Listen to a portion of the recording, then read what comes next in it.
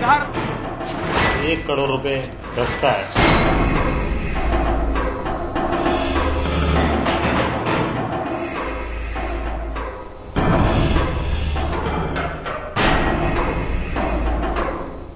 Hello and welcome to the CNN IBN special, Cash for Votes, the tapes. For the last 3 weeks, there has been much speculation sparked off by reports that the Cash for Votes allegations during the UPA's trust vote had been caught on camera by a CNN IBN team during a sting operation. Through this period, while politicians have traded charges, CNN IBN has thought it fit not to be drawn into the political battle or even the media war. This morning, we appeared before a parliament panel that has been appointed to investigate those allegations and have made our submissions before the panel. Having done so, we believe the time has come to take the nation and each and every one of you, each and every one of our viewers into confidence. Let me start by answering the big questions that have been raised in the last 3 weeks. First, why did CNN IBN do this sting operation in the first place? Here are our reasons. On the 14th of July, a week before the trust vote in Parliament, the senior CPI leader A.B. Bardhan claimed that 25 crores was the rate for an MP, an astounding charge being made by one of the country's most senior politicians. We felt it was a charge worth investigating and deputed our special investigations reporter Siddharth Gautam to track it. In our belief, this investigation was in the public interest, since allegations of horse trading lie at the heart of public faith in parliamentary democracy. Significantly, the investigation was not centered around one party, but cut across party lines. During the course of the investigation, our BJP sources offered to provide evidence of the charges and claimed to us that 3 of their MPs had been approached and were willing to turn whistleblowers. This evidence, they claimed, could only be caught on hidden camera, since no such dealing would happen in the open. We decided to record this evidence, but strictly as a fly on the wall. At no stage, as you will see over the next couple of hours, were we involved in any act of entrapment or inducement. Our role, I would re-emphasize, was to simply observe and gather evidence as part of a wider investigation.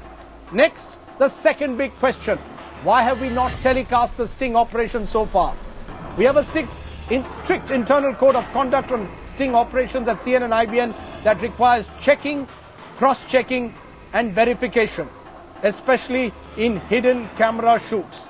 In this instance, even before we could complete that investigation, the 3 BJP MPs went to Parliament and made their allegations public.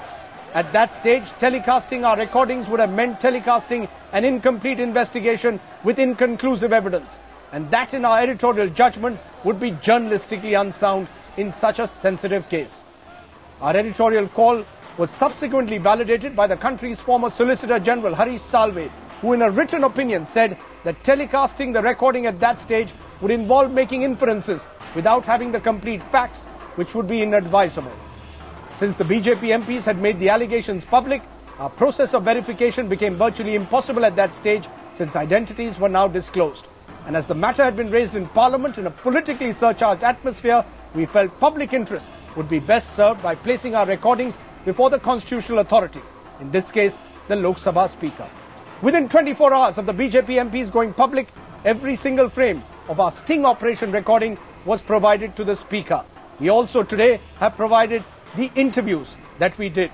Through this all, we reserved our right to broadcast the tapes.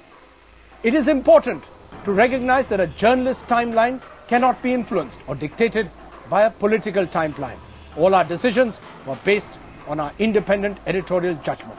Now to the third big question: why are we choosing this day, the 11th of August, to telecast the tapes?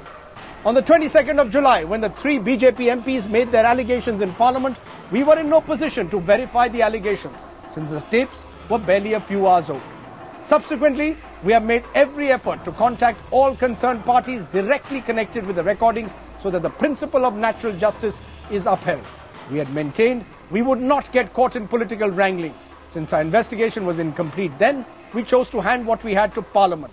Since we have now appeared today before the Parliament panel and a reasonable time has elapsed since we handed those tapes to the Speaker, we feel we can now telecast the tapes without diminishing the constitutional process. We will continue to cooperate with that inquiry.